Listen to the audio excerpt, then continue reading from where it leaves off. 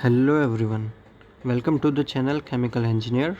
I am Sahil Yadav and we are doing a course on process dynamics and control, which is also known as instrumentation and process control, IPC or PDC, whatever you may call.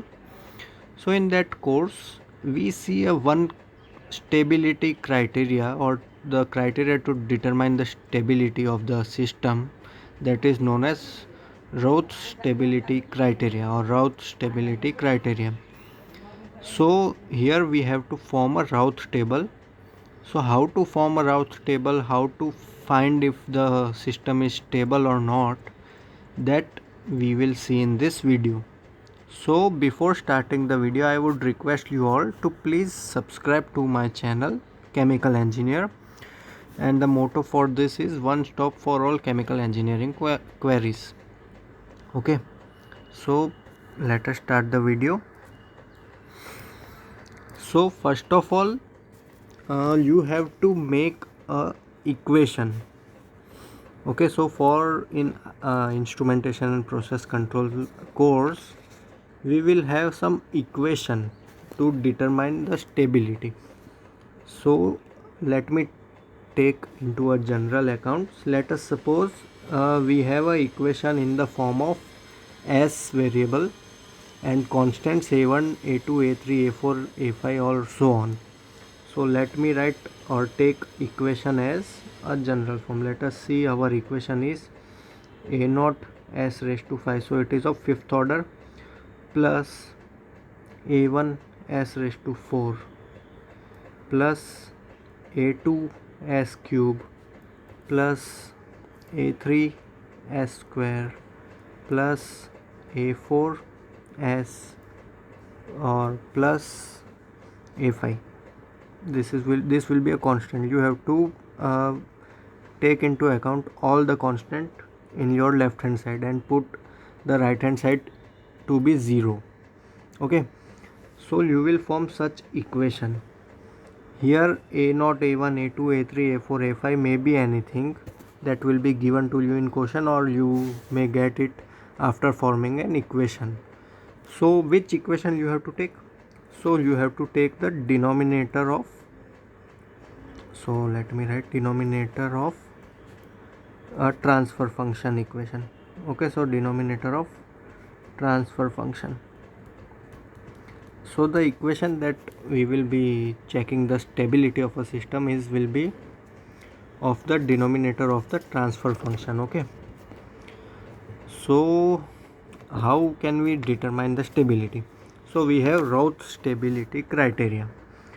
Okay, so this is the main equation. Now let us see here how to create Routh table. Okay, so we have to create a Routh table for determining the stability. So what we will do here is we will make a one line. Now as our highest degree is s raised to 5, so we will put here s raised to 5, then s raised to 4, s cube, s square, s, and finally we will put 1. Okay, so this is the part or step 1 of creating your Routh table. Now once you created this table, what you have to do is make a line, or it will be directly present in your book. Now make a line. Now sequentially put all the constant values from higher or to the lowest. I mean from a0 to a5. Likewise a0, then s raised to 4 a1, then here put a2, a3, a4, a5. Okay, so once you put this, you have to, if suppose a5 is not given or a4 is only the final term, put a5 equal to 0. Okay, so in place of a5 you can put 0. Now from this given values you will find different values like b1, b2, c1, c2, d1 and d2 is actually will be 0 because here there are no terms, so d2 will be 0. So d1 is our final term. Okay, so what we have to check. Okay, so this is how you will create a Routh table. Let me tell you how will you calculate b1, b2, c1, c2. Okay, so in order to calculate b1, b2, c1, c2, we have formula. So b1 equal to a1 into a2 minus a3 into a0 divided by a1. Similarly, b2 will be found out by a1 into a4 minus a5 into a0 divided by a1. Okay, so how are we getting these values? So b1 is present below a1. Okay, so or we can say a1 is the, or let me tell you, this first row is most important for determining the stability. Okay, so a0, a1, a2, so a1 is below the b row is below the a1 row. Okay, so b1 will be found out by cross multiplying a3 to a0, a1 to a2. Okay, so we will do cross multiplication of these four terms in if we want to find the b1. Now we need to find b2. So for b2 we will do cross multiplication of first row and third row, first column and third column. Okay, so these two. So what you have to do is you have to fix first column. Okay, and then you have to do cross multiplication with the second column. Like b1 first column is fixed, we will do cross multiplication of the first column with the second column. Now for b2 first column is fixed, we will do cross multiplication with the third column and first column, and in denominator we will always put the value which is in the column above the row, that is a1. Now c1, I hope you are getting how to find c1. So if we want to find c1, we will use the same formula. Let me see c1. So in if we need to find c1, we will use where to write. Okay, not here. c1. So c1 equal to okay, so in denominator we will have b1. Now we will do cross multiplication. So b2a1 minus b1a3. Am I right? Okay, so that will be minus a1a2 minus a3a, then a1 a4. So first we will have to take the column above, so this will be plus, this will be minus. So this is how we will find c1. In order to find c2, what we will be doing, we will be doing cross multiplication of, in our case we have b1 a5 minus as we have 0, so it will be 0, a6 b3 is not present, so it will be 0 divided by b1. So c2 will be equal to a5. Okay, so this is how will you have to calculate all these values and up to the last value d1. Alright, so this is the we covering the step 1 of our creating Routh table. So this is how we will create Routh table.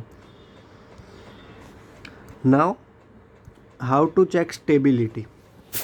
So directly if you have the first column, so first column is which we are getting as a1, b1, c1, d1. If all the elements are positive, no negative elements are there, if all of them are positive, if none of the element is negative, then we will say the system is stable.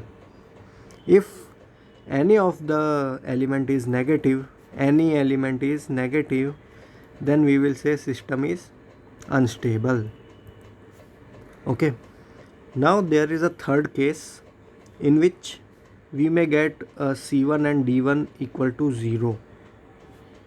So when this type of question arises, then we have special case.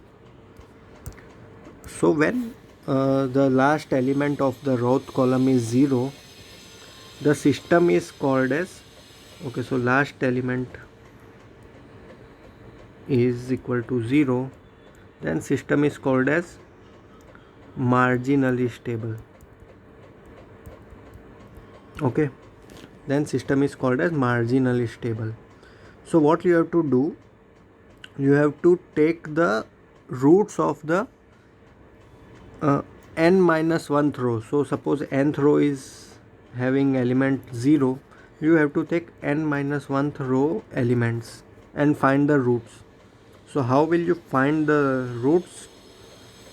So here let me write. So suppose in our case d1 is 0. Okay, so for our case d1 is 0. Now as d1 is 0, what we will do?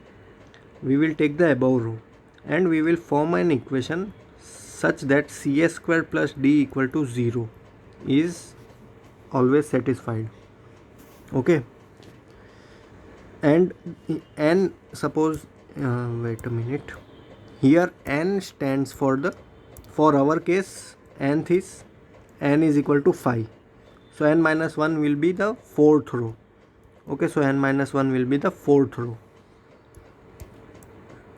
So cs square plus d equal to 0 such that we will take. Okay, now what we will do, n minus 1th row for our case will be c1 and c2 wali row. Okay, and here s square will be there. So n minus 1, what we will do, we will shift one column bottom. Okay, no, we are not shifting. So s square wali row हम लेंगे and here c will be c1, d will be c2. Now we are knowing the value of c1 and c2, we will find the values of s.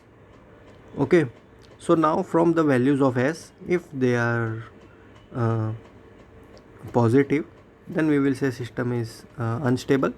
S is negative, system will be stable, and so on.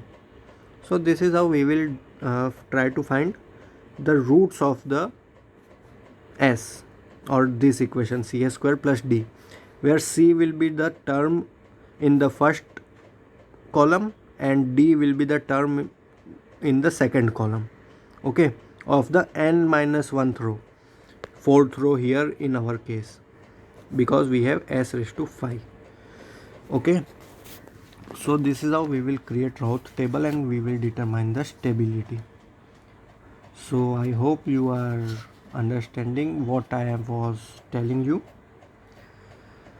If you have any doubt, you can ask me or in the comments or in our Telegram group. Okay, so thank you for watching and please share this video so that everyone will easily understand how to solve Raoult stability criteria. Okay, thank you and thanks.